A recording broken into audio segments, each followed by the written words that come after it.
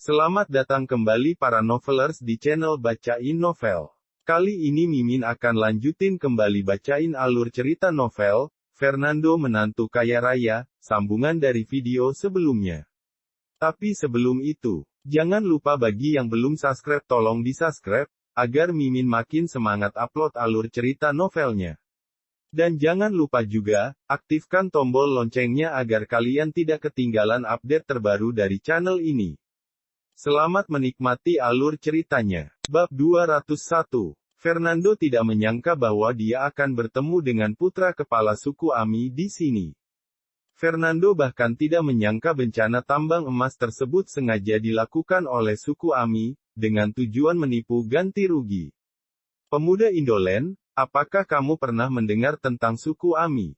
Melihat mata Fernando, Charles bertanya dengan rasa ingin tahu. Setelah Charles selesai berbicara, bayangan hitam tiba-tiba muncul dalam sekejap mata. Itu adalah tinju dari Fernando.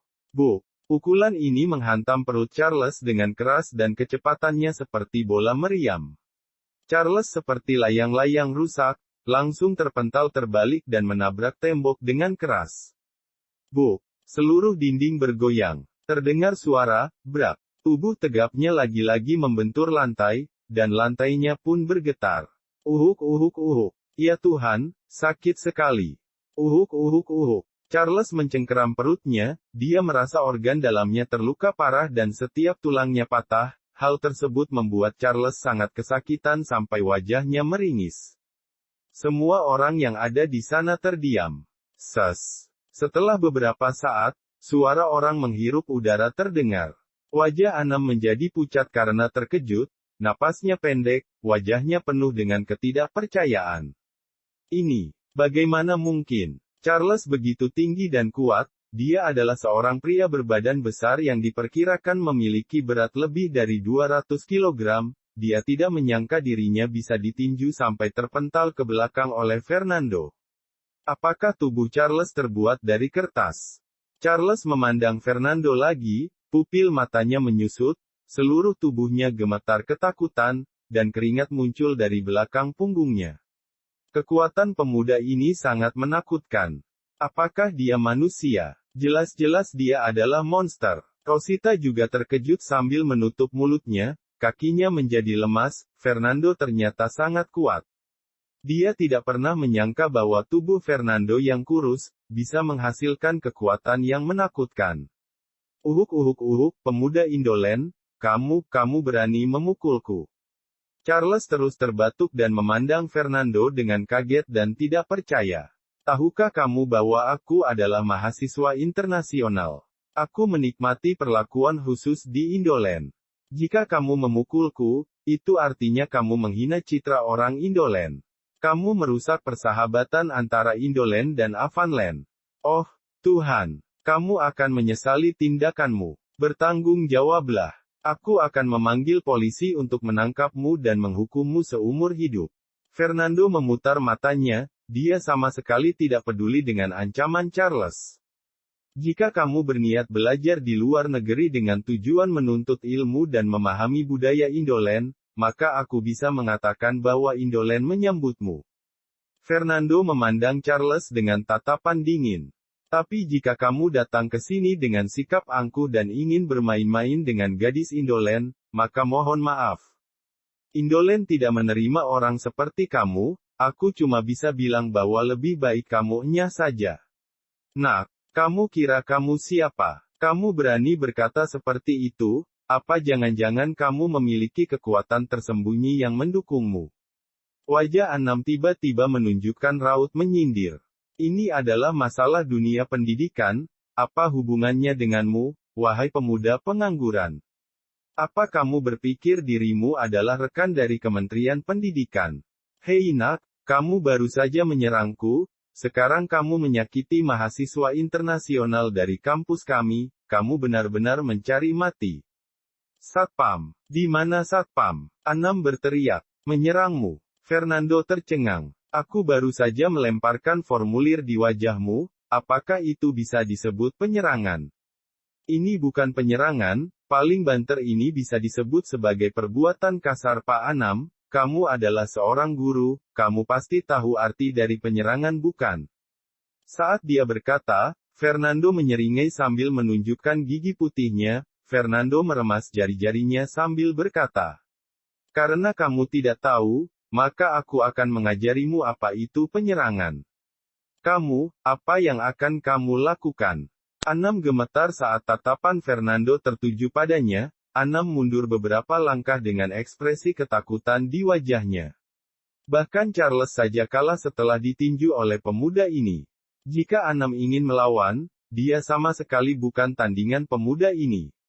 Namun, begitu Anam mundur selangkah, Fernando meraih kerah bajunya dan menariknya. "Aku akan menunjukkan kepadamu apa itu penyerangan." Saat berkata, Fernando mengangkat tinjunya dan memukul kepala Anam. Buk buk buk. Suara pukulan terus terdengar seiring dengan teriakan Anam. "Astaga, sudah jangan pukul lagi. Itu sangat menyakitkan bagiku. Berhenti memukul." Rosita menjadi pucat karena ketakutan. Dia tidak menyangka akan melihat sisi tragis dari dekan yang selalu sombong. Wajah Anam penuh darah, dan pria itu terus memohon belas kasihan. Pemandangan ini terlihat agak menyedihkan, tapi juga lumayan keren. Dalam 2 menit, Fernando melepaskan Anam sambil menepukkan tangan. "Sekarang kamu tahu apa itu penyerangan bukan?" Saat ini, seluruh wajah Anam berlumuran darah, matanya bengkak, hidungnya menjadi berwarna kebiruan dan wajahnya memar. Dert dert dert. Saat ini, ponsel Fernando berdering. "Halo, Pak Fernando, saya sudah berada di Universitas Keuangan." Fernando menjawab telepon Suryano, kepala Kementerian Pendidikan tersebut berkata dengan suara hormat. "Datanglah ke kantor dekan," Fernando berkata dengan ringan. Jika ingin menyelesaikan masalah ijazah Rosita dan kebijakan kampus yang menyertainya tersebut, maka Fernando hanya bisa bergantung sepenuhnya kepada Suryano. Ketika Anam melihat Suryano nanti, masalah ini pasti akan mudah ditangani. Seorang dekan berpangkat rendah pasti akan mendengarkan apa yang dikatakan seorang pemimpin Kementerian Pendidikan. 5 menit kemudian, seorang pria parubaya bergegas masuk. Pria itu mengenakan setelan rapi dengan berkacamata emas, matanya terlihat tenang, aura keagungan terpancar dari tubuhnya. Dia adalah Suryano. Setelah memasuki ruangan, Suryano melihat ke sekeliling ruangan dan melihat 2 pria yang terus-menerus meratap. Dia terkejut untuk sesaat, kemudian Suryano mengikuti tatapannya ke arah Fernando. Dia berkata dengan ragu, "Pak Fernando." Suryano belum pernah bertemu Fernando, tetapi pemuda di depannya, meskipun berpakaian biasa, memiliki aura tenang yang terpancar di sekujur tubuhnya. Dilihat sekilas sudah pasti bukan orang biasa. Fernando mengangguk. Suryano sangat gembira, dia segera berkata, "Saya sangat beruntung bisa bertemu Pak Fernando. Pak Fernando, Anda meminta saya untuk datang. Jika Anda memiliki masalah, katakan saja. Selama saya bisa melakukannya, saya akan melakukannya." "Berhentilah menyanjung." Fernando mengerutkan kening. Suryano gemetar, dia pun berkata sambil tersenyum, "Saya akan mendengarkan Pak Fernando. Aku memanggilmu datang karena ini." Fernando secara singkat menceritakan apa yang terjadi. Setelah mendengarkan, Suryano tersenyum dan berkata, "Pak Fernando, ini hanya masalah kecil. Saya akan segera mengurusnya untuk Anda." Setelah itu, Suryano memandang ke arah Anam. "Apakah Anda dekan Universitas Keuangan?" "Iya." "Anda siapa?" Anam mencengkram kepalanya yang sakit dan melihat Suryano dari atas dan ke bawah, tapi dia tidak mengenalnya. "Jangan memusingkan tentang siapa saya. Sekarang, segera berikan ijazah Rosita.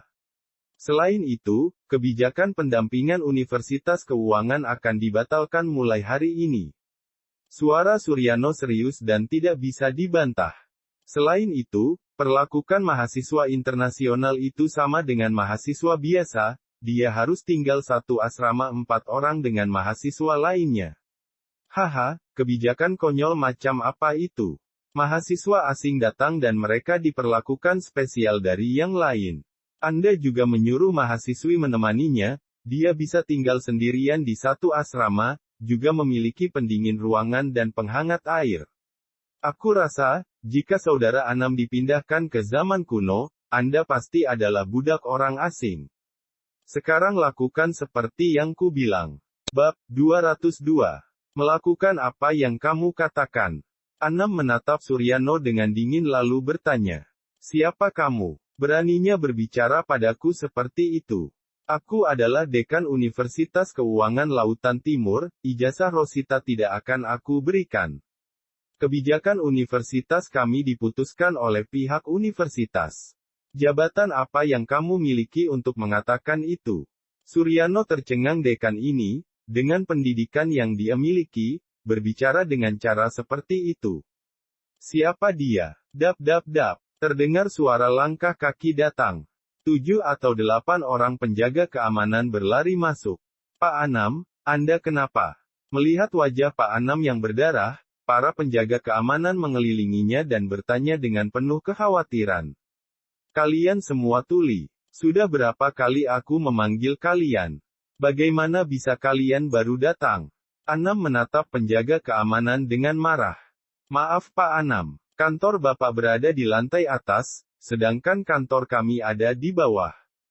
Bagaimana kami bisa mendengarnya? Jika bukan karena ada penjaga yang sedang berpatroli dan mengatakan di sini ada keributan, kami tidak akan tahu masalah ini.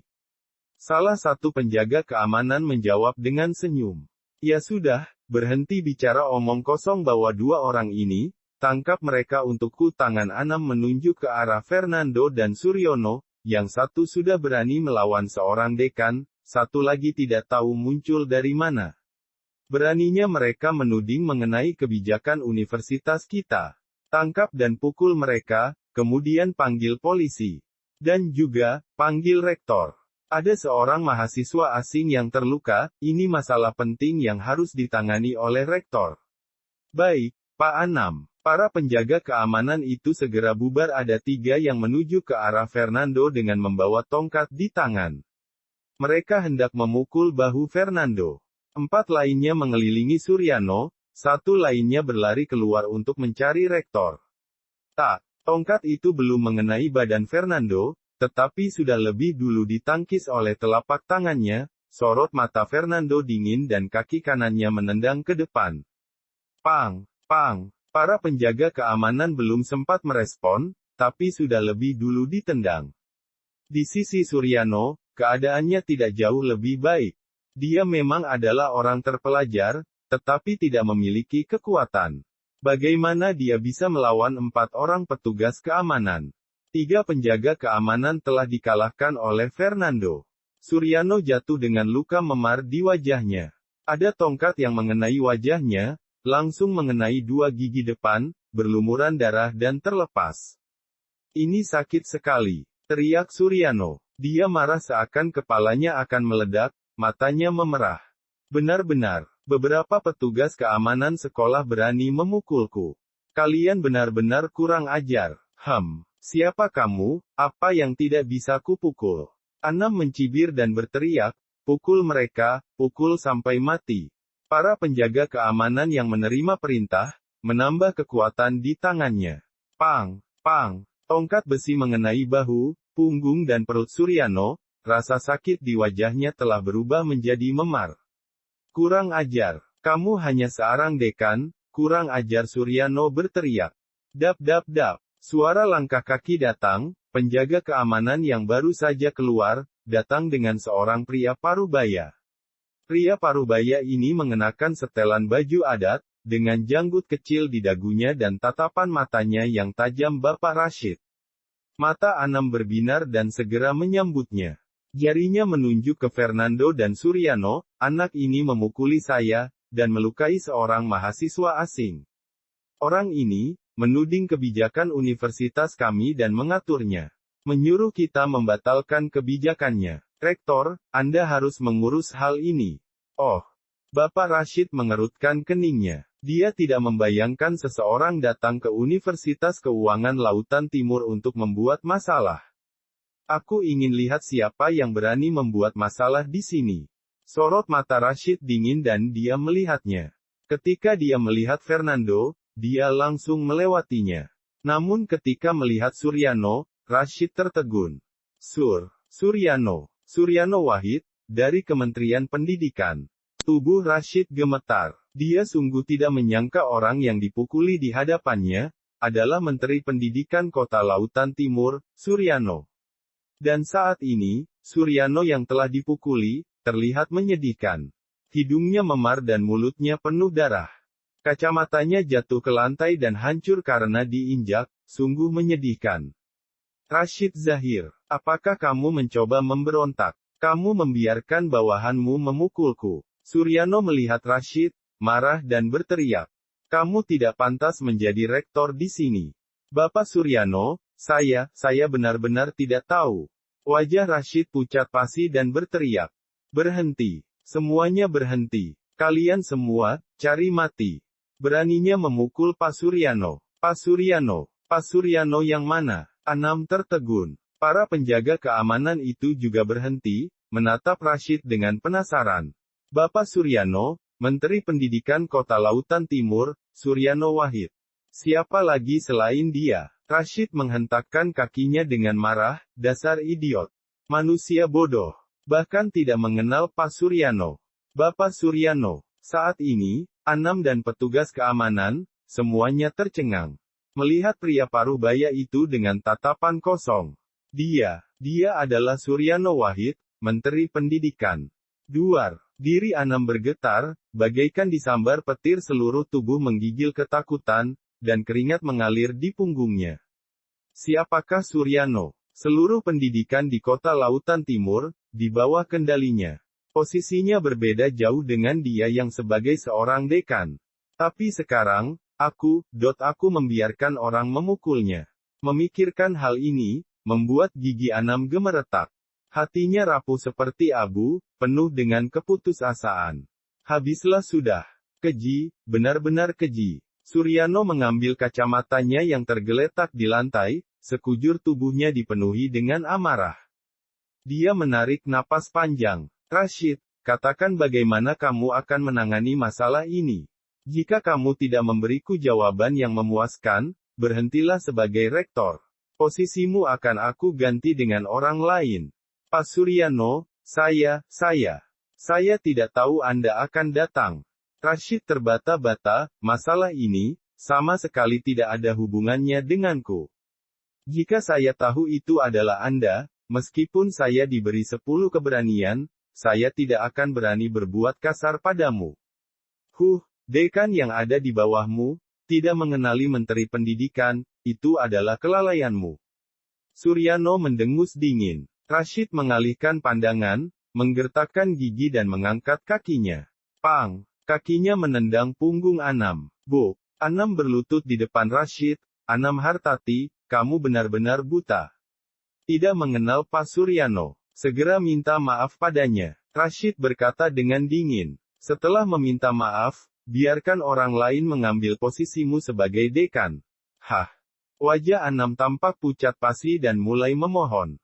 Pang. Pak Suryano, saya tidak tahu. Maafkan perbuatan saya kali ini. Pak Suryano, Anda sungguh berlapang dada. Jerit Anam tragis. Di dahinya, ada darah yang mengalir keluar. Tidak ada gunanya meminta maaf padaku. Kamu harus meminta maaf pada Pak Fernando. Kata Suryano dengan dingin. Lupakan jika kamu berbuat kasar padaku, kamu juga telah berbuat kasar pada Pak Fernando. Membiarkan penjaga keamanan memukulnya. Kamu tidak akan dimaafkan. Pak Fernando. Anam menatap ke arah Fernando. Tidak peduli seberapa bodohnya, dia juga mengerti sekarang.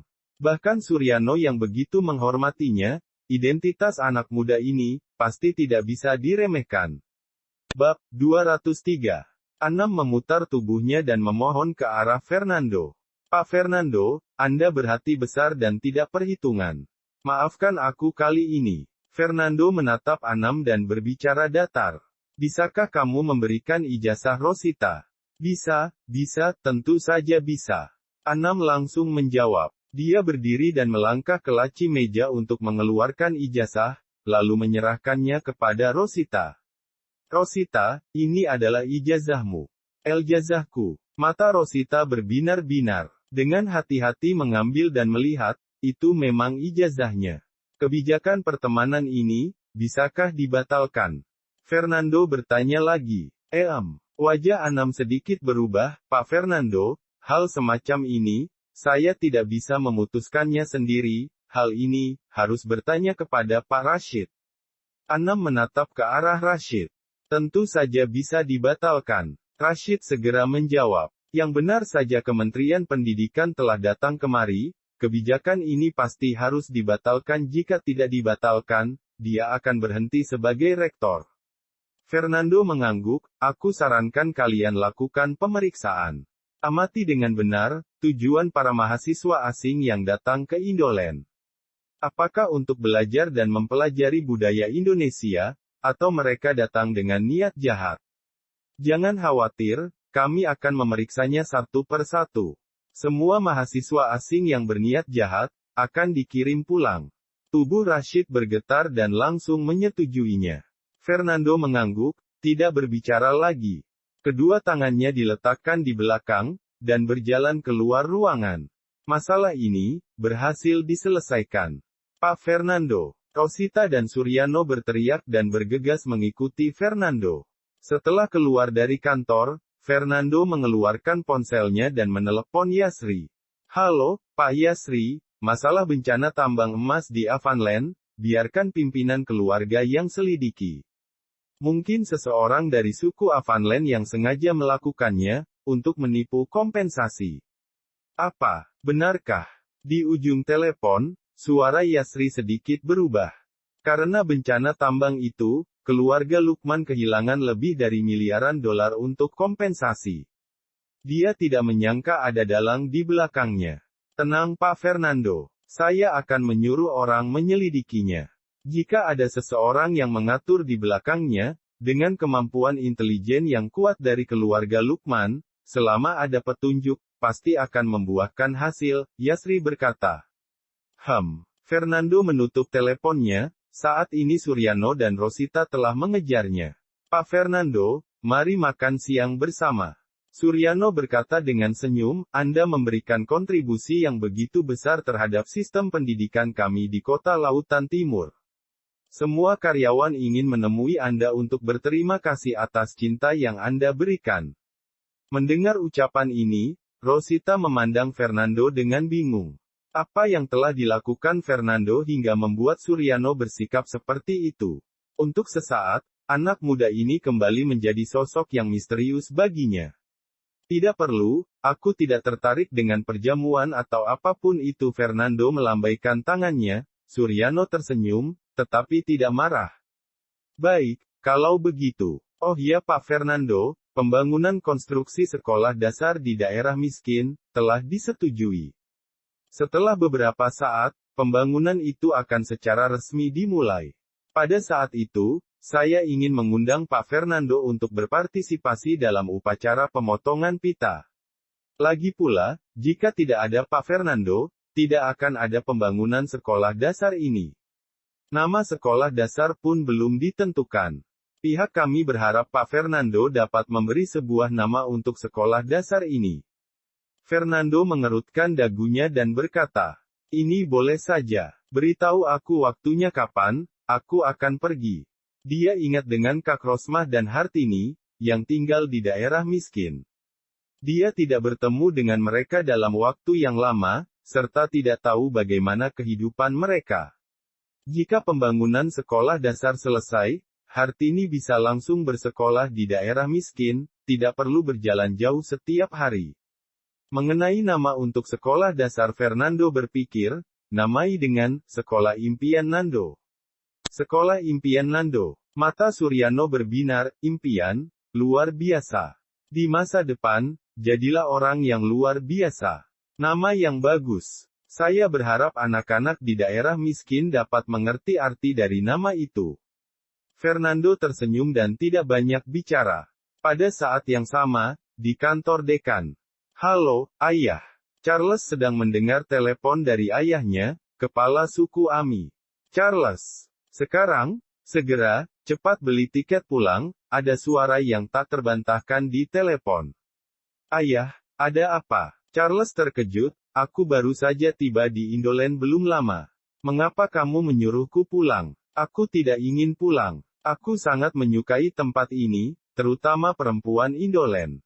Meskipun sekolahku sudah menghapus kebijakan pertemanan, tetapi beberapa perempuan di Indonesia yang melihatku sebagai mahasiswa asing, mereka sangat proaktif denganku. Ayah, kamu mungkin tidak tahu seberapa jauh inisiatif mereka, mungkin dia akan berhubungan denganmu saat berkenalan di hari pertama. Di sini sungguh luar biasa. Aku tidak akan pergi dari sini.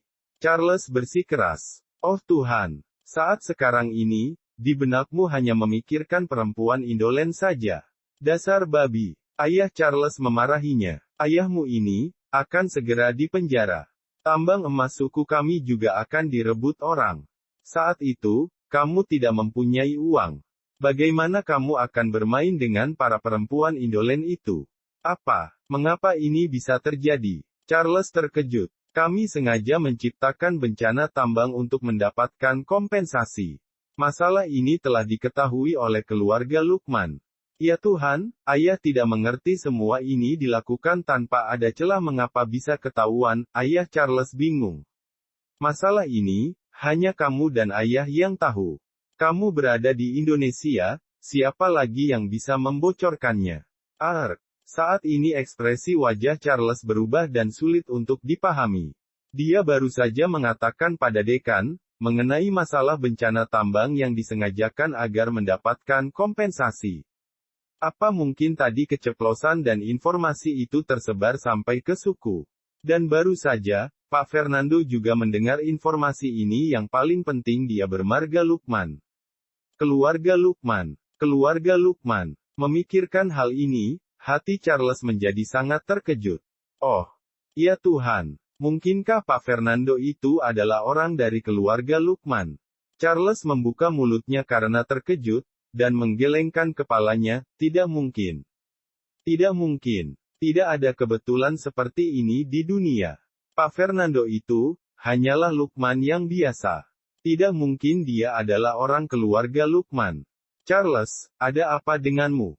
Kenapa kamu tidak berbicara? Ayah Charles bertanya. Aku teringat akan satu hal.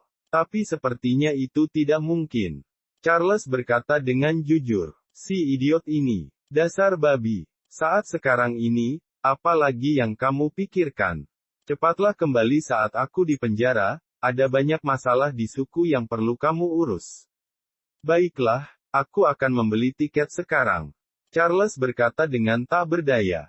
Dalam situasi seperti ini, bagaimanapun, dia harus pulang. Suryano telah pergi. Di dalam mobil GMC. Pak Fernando, kali ini sungguh berterima kasih padamu. Tanpa Anda, ijazah ini, saya tidak tahu bagaimana bisa mendapatkannya. Rosita menatap Fernando dengan penuh syukur, saya bahkan tidak tahu bagaimana membalas kebaikan Anda. Membalas apa? Ini hanya masalah kecil. Fernando melambaikan tangannya, apa rencanamu selanjutnya? Bersambung ke bab 204. Terima kasih sudah setia di channel ini. Sampai jumpa pada bab selanjutnya.